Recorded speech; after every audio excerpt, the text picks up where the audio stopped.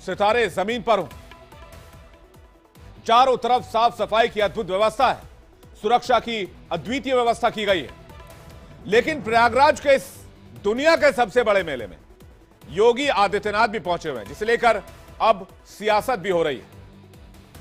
यहां तक कि मेले की जमीन को वक्फी जमीन बताया गया, लेकिन योगी के एक बयान से पूरा सिनारियो ही चेंज हो गया।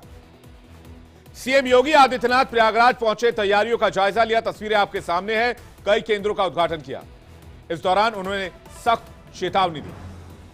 उन्होंने कहा कि वक्फ बोर्ड के नाम पर जमीन पर अवैध कब्जा करने वाले अपनी खाल बचा लें।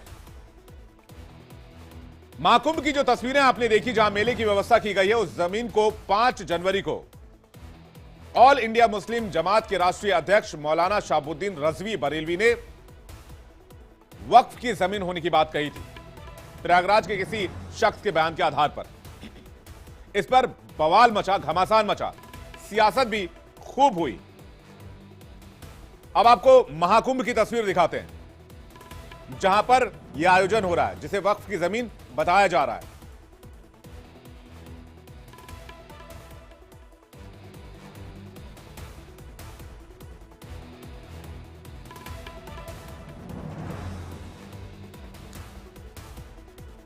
तो जमीन आपने देख ली, तस्वीरें आपने देख ली।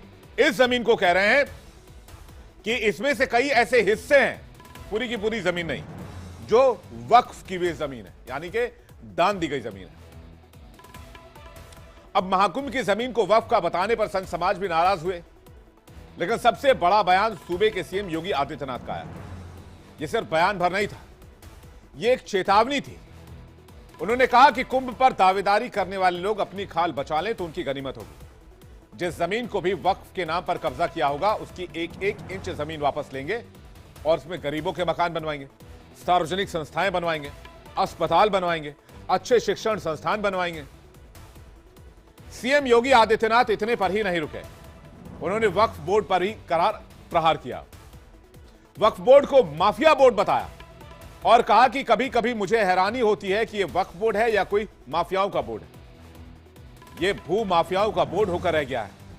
याद रख लें, अवैध कब्जे की एक एक इंच जमीन वापस ली जाएगी। इसलिए उत्तर प्रदेश में वक्फ अधिनियम में संशोधन किया गया है और साल 1397 से लेकर अभी तक के एक एक राजस्व के अभिलेखों की जांच की जा रही है, यानी बचेगा कोई नहीं। अब जब 1397 से बात सामने आई, आप समझिए, साल 2024 और 1397 के बाद 600 साल से ज्यादा पुराने अभिलेखों की जांच की जा रही है। तो ये करंट बहुत अंदर तक चला गया। कुछ मौलाना तो इसे सख्ते में आ गए और जो रजवी बरेलवी साहब हैं, उन्हें तो लगा कि भाई हमने क्या बयान दे दिया, इसलिए फौरन एक वीडियो जारी किया। योगी आदित्यनाथ के सख्त बयान के बाद मौलाना शहाबुद्दीन रजवी बरेलवी ने फौरन यूटर्न मारा और अब उनकी जुबान आग नहीं उगल रही। वो कह रहे हैं कि जहां जहां से साधु संत गुजरेंगे, मुस्लिम भाई फूलों से उनका स्वागत करें। कुंभ मेले में आए हुए तमाम श्रद्धालुओं और साधु संतों को मैं तहे दिल से शुभकामनाएं देता हूं कि खैर व आफियत के साथ, अमन व शांति के साथ महाकुंभ मेला संपन्न हो। और साथ ही प्रयागराज के तमाम मुसलमानों से अपील करूंगा कि वो खुशहाली और सद्भाव के लिए जिन जिन मुस्लिम महलों से, जिन जिन मुस्लिम गांवों से श्रद्धालु गुजरें, उन पर फूल बरसा करके, पुष्प वर्षा करके उनका स्वागत और उनका इस्तकबाल करें।